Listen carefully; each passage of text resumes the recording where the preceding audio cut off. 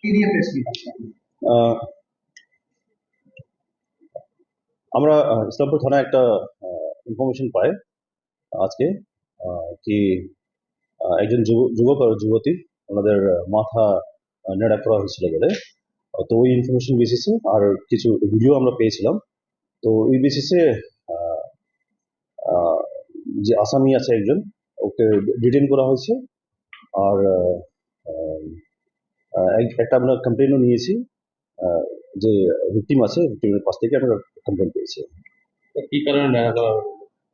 এটা আমরা তদন্ত করছি। যে কমপ্লেন পেয়েছি কমপ্লেন ভিত্তিতে আমরা তদন্ত করছি। একজনকে ডিটেইন করা হয়েছে। এখন পরিস্থিতি কি স্যার? এখন পরিস্থিতি আমরা দেখছি ইনভেস্টিগেশন করে কি কেন করা হয়েছিল, কি ছিল। এই গ্রামে কোনো পুলিশ পিকেট বা কোনো কিছু করতে হবে? পুলিশ পেট্রোলিং চলছে ওই গ্রামে। যুবক যুবতী কি নিয়ে আসা হচ্ছে এলাকা থেকে, পুলিশ গিয়ে নিয়ে আসছে? হ্যাঁ হ্যাঁ, পুলিশ নিয়ে এসেছে দুজনকে।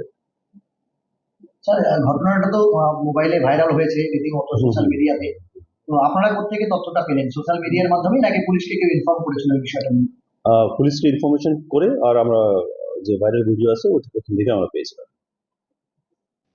এই যে এই ধরনের ঘটনা ঘটছে, যেটা প্রশাসনের উপর একটা বড় চাপ বলা চলে, যে কোনো একটা খাপ পঞ্চায়েতে যে কোনো সম্প্রদায়ের মধ্যেই এই ধরনের আইনকে নিজে হাতে নিয়ে নিচ্ছে সবাই, এবং তারপরে সেটা সোশ্যাল মিডিয়ায় ভাইরাল করছে, যারাই ভিকটিম হোক বা যারা হচ্ছে এই ভিক্টিমাইজেশন করছে যাদের।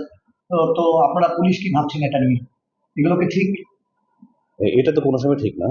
এটা কোনো সময় ঠিক না। আর পুলিশ যখনই এই ধরনের কোনো কমপ্লেন পায়, পুলিশ সবসময় অ্যাজ পার কমপ্লেন যা একিউজগুলো আছে একিউজগুলোকে ডিটেইন করা, অ্যারেস্ট করা আর যে তদন্তকে চালিয়ে যাওয়া, এটা করে যায়। স্যার, যা শোনা যাচ্ছে শুনুন সালিসি সভা থেকে স্যার এটা মানে করা হয়েছে। এটা আমরা দেখছি, আমরা এটা তদন্তের মধ্যে আছি। এই আধুনিক যুগে স্যার এইরকম একটা হচ্ছে জিনিস দেখা যাচ্ছে। এর জন্য আপনার কোনো ওয়ার্কশপ বা গ্রামে গ্রামে কোনো প্রচার বা তাদের ভুটানের কোনো কিছু করবেন বলে আপনার মনে করেছেন?